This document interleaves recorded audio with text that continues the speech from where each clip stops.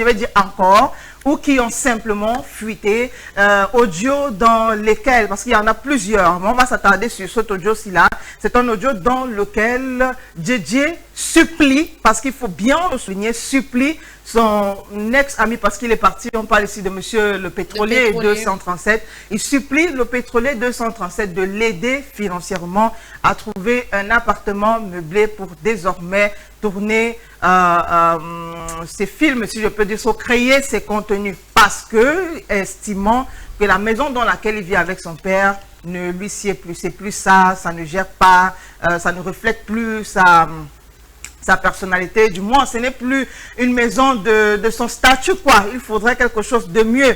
Et donc tout de suite la toile est choquée, déjà pour deux raisons. La première, c'est qu'on voit un garçon en train de supplier un ami. Vraiment, si vous avez écouté l'audio, vous allez comprendre qu'il n'y a rien de normal.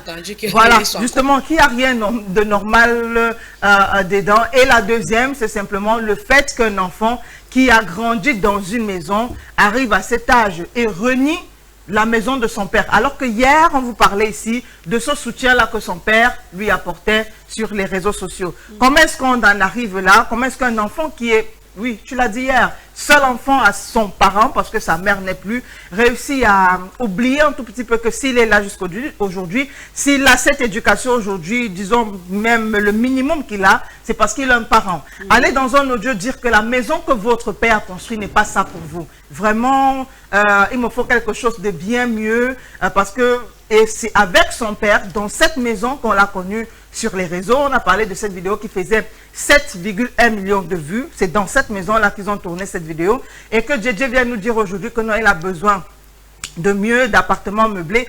Et que généralement aussi, on sait que quand ces TikTokers parlent d'appartements meublés, ça renvoie plus ou moins à autre chose. Et donc, il y a des blogueurs qui se sont prononcés sur l'affaire, des blogueurs et artistes aussi. On va parler, je l'ai dit tout à l'heure, Céleste Victorien, qui lui est très, mais alors très en colère. Il est même allé jusqu'à dire que s'il était ici au Cameroun et par ricochet dans le même quartier que JJ, c'est qu'à l'heure s'il n'est plus en train de faire des vidéos, parce qu'il serait peut-être déjà dans un hôpital. Lui, il ne comprend pas pourquoi ce garçon est en train de vendre, de ridiculiser son père sur la toile de cette façon. On a aussi comme l'impression qu'il est en train de narguer les internautes. Parce qu'avec un scandale aussi fort que celui-là, il se retrouve toujours en train de faire des vidéos et il expose encore sa petite amie, je mets bien petite amie, entre guillemets, il veut prouver quoi aux gens? Exact. On a vu ce qu'on a vu et on l'a vu en plein acte. Donc, il n'a pas besoin de publier l'enfant de Turi pour dire que non, j'aime les femmes, voici ma petite amie ici à côté de moi. Exact. Alors, avant Céleste Le Victorien, on va parler du manager de JJ. Le manager du JJ, je voudrais qu'on regarde la vidéo. Est-ce que vous me dites si pour vous cette vidéo est sincère? On va regarder la vidéo du manager de JJ qui est très en colère au point de casser la télévision. Moi, je suis déçu. Je suis déçu. Regarde comment tout le monde te tourne le dos. Tout le monde te tourne le dos. Sur les réseaux, on t'insulte. Tes amis, on vient t'encourager en commentaire. Mais on va republier les vidéos le pifo. On vient t'encourager ici, mais on va republier les vidéos des gens qui t'insultent.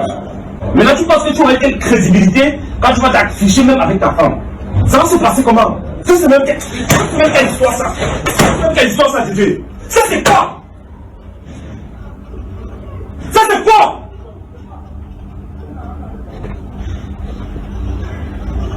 Le père fait tout pour toi. Il t'a donné la meilleure des éducations. Il a été là pour toi. Mais regarde comment tu dis merci à papa. Regarde comment tu dis merci à papa. Peut-être une phrase par rapport à la vidéo. Achille, est-ce que pour toi la vidéo est sincère? Même si c'est une mise en scène, ce qui est dit dans cette vidéo mérite une indignation. Vraiment, le manager est en train d'accabler JJ de ce que, comment tu peux à chaque fois aller te servir de la toile pour exposer ta famille, ta copine. Qu'est-ce que, et Sandrine a utilisé une expression, qu'est-ce que tu veux prouver? À un moment donné, face à la crise, le silence est mieux. Le silence fait faire redescendre la polémique. Et plus tu te lances dans des envolées de justification, et plus tu enflammes davantage la polémique. Tu t'enfonces. Donc, oui, peut-être que c'est une mise en scène dans la mesure où il y a quelqu'un qui est en train de filmer et tout, mais à la fin, quand on écoute ce que le manager est en train de dire, ce pourquoi il est en train de blâmer Djedje, je crois que ça suscite l'indignation de tout le monde. Vous et moi-même ici, je crois que même dans nos petites réactions sur ce qui est fait depuis hier concernant Djedje, ça nous indigne. Et c'est vers là qu'on va une fois de plus encore. C'est son père qui, dans une vidéo où il faisait son mea culpa, est assis à côté de lui à te le soutenir. C'est plutôt son père qui l'a encore une fois de plus exposé. Exposé sur les réseaux, vous avez compris. Et puis je rejoins également l'avis d'Achille. C'est vrai que le message il est profond, mais après, est-ce qu'on avait vraiment, véritablement besoin de filmer cela et que ça se retrouve sur les réseaux, point d'interrogation. Et aussi, petite chose qu'il faut souligner, c'est que beaucoup de personnes pensent que Djedje était en couple avec Monsieur Pétrolier 237. Et je suivais un podcast de Porcam, dans lequel j'ai l'impression que c'est Annabelle qui est en train de parler derrière, qui disait qu'il y a encore plusieurs vidéos et audios de Djedje qui sont dans les téléphones de pas mal de TikTokers. Et que ces personnes-là sont donc en train de les balancer au fur et à mesure sur les réseaux sociaux. Cette même personne disait aussi que il faut rechercher le téléphone de Pétrolier 237. Voilà. Où est parti le téléphone de Pétrolier 237 quand on a retrouvé son corps? Parce que certaines personnes estiment que c'est de là que part la fuite de toutes ces vidéos. Donc il y a quelqu'un qui est en possession de son téléphone, qui utilise donc ça pour balancer les nudes des TikTokers et les voices. Donc, les gens qui ont découvert le corps en premier, c'est eux qu'il faut d'abord attraper. Voilà, donc pour le moment, c'est Djedje qui bouffe la tontine, mais que d'autres TikTokers, si ils sont dans cette même réunion-là, qu'il se prépare parce que la personne qui serait en possession du téléphone de M. Pétrolier 237 est en train de faire le travail. On va parler maintenant d'autres réactions. Je vous ai dit qu'on a Céleste Victoria, mais on a également Manouchka 237 qui demande au papa de Djedje de se désolidariser de son fils.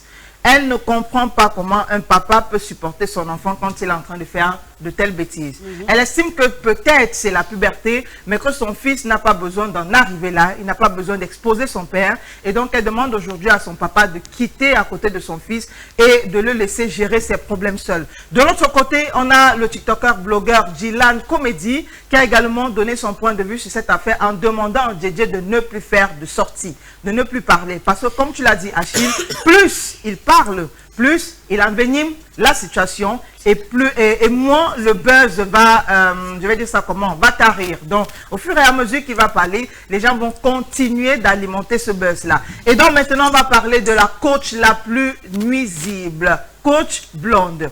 Coach Blonde qui, elle, dit que c'est Robinson Pifo qui expose, qui diffuse les nudes des TikTokers sur les réseaux sociaux. Mais maintenant, diffuser comment?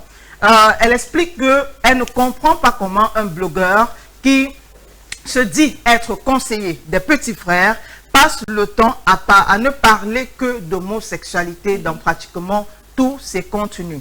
Il est toujours en train de parler. Ils sont solidaires. Voilà. Bon, peut-être aussi c'est une éventualité. Elle dit que chaque jour, quand il va faire un podcast, il sera toujours en train de parler de l'intimité des TikTokers, parce que généralement, il ne parle pas trop des femmes. Donc, il sera toujours en train de parler de l'intimité des TikTokers. Il sera toujours en train de parler des vidéos qui sont dans les téléphones de X et Y. Et donc, Coach Blonde pose la question de savoir, mais si toi, Robinson Pifo, tu es toujours en train de parler de l'intimité de A, de l'intimité de B, avec des certitudes. Comment tu fais pour être certain, pour savoir? Parce que ça veut dire que tu n'es pas du même siècle. Robinson Pifo est le premier à venir sur la toile, avant même que les vidéos de Djedje ne sortent sur les réseaux sociaux. Il est le premier à venir sur la toile avec cette affaire. C'est lui qui commence à mettre la puce à l'oreille des internautes. Il dit que Djedje est homosexuel, que Djedje fait des orgies avec d'autres hommes. Oui, ça, pour ne pas choquer les téléspectateurs, c'est pour ça que j'essaie un peu de filtrer mon langage. Robinson peut faire le premier. Et je suis d'accord avec Coach Blonde. Comment est-ce qu'il fait pour connaître toujours tout ça? Être courant. Il donne des adresses et le nom des gens.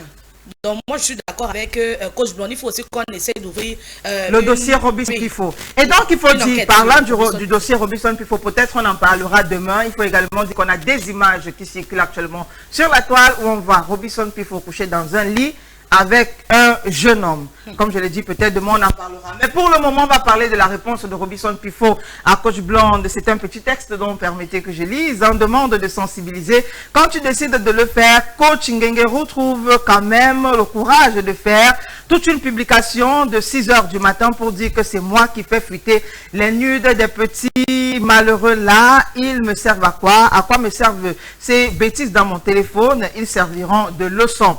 J'ai fait 2 semaines ici, on m'a traité de tous les noms. Je n'ai pas vu faire un post pour demander au menteur là de vous dire qui est ce fameux Yannick inventé pour me salir une fois de plus.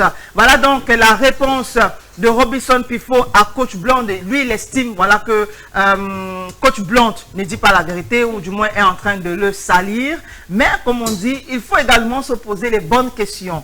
Comment lui fait pour toujours être au courant en premier, un peu comme Aïcha, mais c'est vrai qu'aussi Aïcha, elle n'énonce pas trop, hein. Quand ça vient tarde un peu, c'est vrai qu'elle nous donne quelques indications, mais Robinson Pifo vient toujours avec un peu plus de précision. De toutes les façons, cette affaire n'est pas encore terminée. On va continuer de suivre de bout en bout les détails, les nouveaux voice et tout, et pourquoi pas demain peut-être, on va continuer d'en parler. Et donc, on va laisser... en attendant justement qu'on démêle le vrai du faux, la grande leçon à tirer, vous, nos petites soeurs qui sont, nos petits frères et nos petites soeurs, vous qui êtes à la maison en train de regarder Cocorico là, vous voyez combien c'est trop bien, non, d'aller sur la toile, non. Vous voyez combien les réseaux sociaux, c'est bien, non, on applaudit, n'est-ce pas? Non, je crois que, je dis ça avec ironie, mais ça montre davantage que être influenceur, pour ceux qui veulent aller dans ce domaine-là, c'est extrêmement dangereux. C'est même pas conseillé, vraiment, ce couloir-là, parce que un peu, tout est déjà sur la toile.